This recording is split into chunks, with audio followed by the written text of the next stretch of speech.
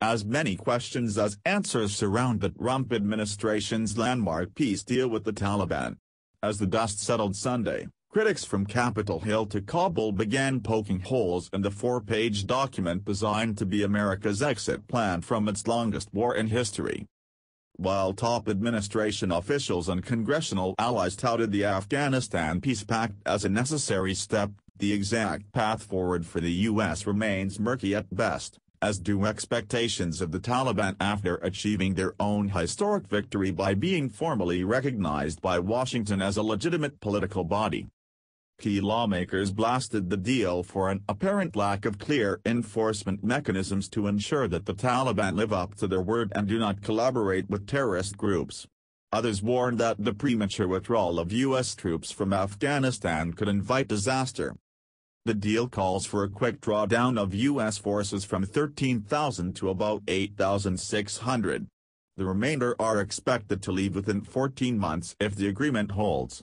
Some analysts predict that the U.S. ultimately will feel compelled to leave some troops in the country, thus undermining a core tenet of the deal and perhaps leading to another wave of violence. Rifts immediately emerged in Kabul on Sunday between the Trump administration and Afghan President Ashraf Ghani's government. The peace deal calls for the release of up to 5,000 Taliban prisoners over the next 10 days, but Mr. Ghani said his government agreed to no such thing. The government of Afghanistan has made no commitment to free 5,000 Taliban prisoners, the Afghan leader said, according to Al Jazeera. The agreement explicitly states that the U.S. will work with all relevant sides on a plan to release their prisoners by March 10, the date the Taliban agreed to begin formal talks with Mr. Ghani's government in Oslo. 18 years in the making. The prisoner aspect is just one piece of the much broader, first-of-its-kind deal, more than 18 years after President George W. Bush ordered a U.S.-led invasion to topple the Taliban government in Afghanistan and crush al-Qaeda in the immediate aftermath of the September 11, 2001, terrorist attacks.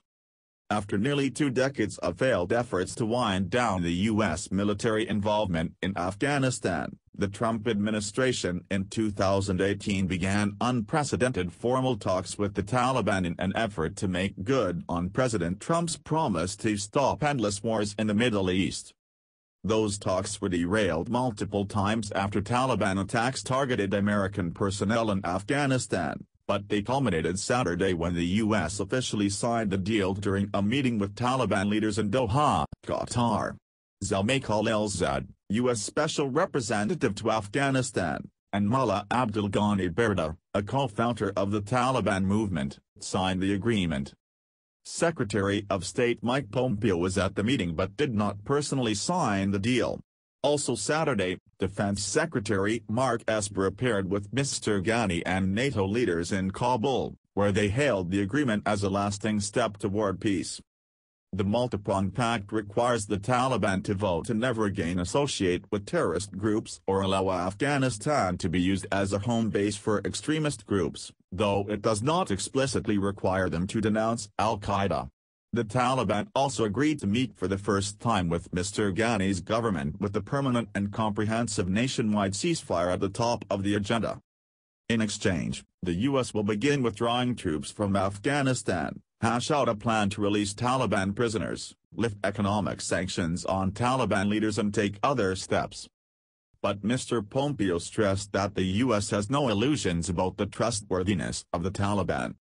Don't trust anything. We're going to deliver. It's about actions. The agreement set out the conditions that set out the space, he told CBS's Face the Nation on Sunday. But no, this deal doesn't depend upon trusting anyone. It has a deep, complex, well-thought-out, multi-month negotiated verification complex and mechanism by which we can observe and hold every member of the agreement accountable. Some foreign policy analysts predict that key portions of the agreement will fail. The Taliban's expectation under the deal is that all U.S. troops will withdraw within 14 months.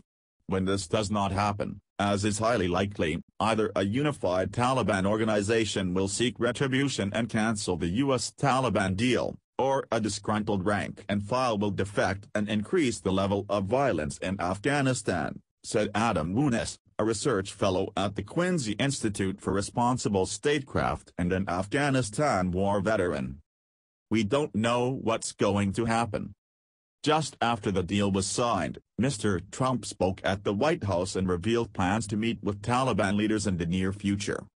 He congratulated all those incredible people who've worked for so long on our endless war in Afghanistan. "There hasn't been a moment like this. We've had very successful negotiations. We think they'll be successful in the end," the president said. "The other side is tired of war." Critics say it's not entirely clear how the U.S., NATO or the Afghan government will ensure that the Taliban are meeting their concrete commitments to not work with al-Qaeda or other terrorist groups, especially if all American troops exit the country.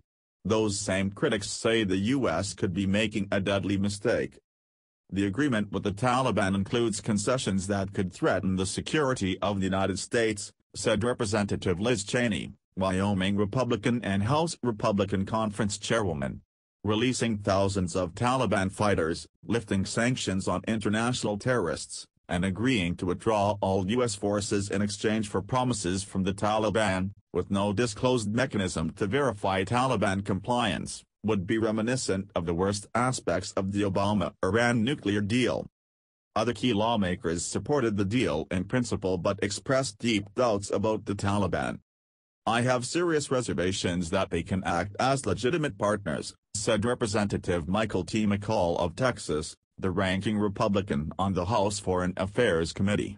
"Strong monitoring and enforcement mechanisms as well as appropriate snapback measures must be ready if they do not follow through."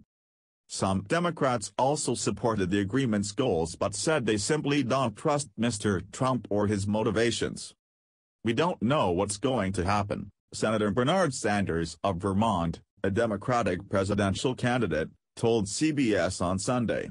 "One of the difficulties, to be very honest, in dealing with Trump, it is very hard to believe anything that he says, whether it's the coronavirus, whether it is what's going on in Afghanistan."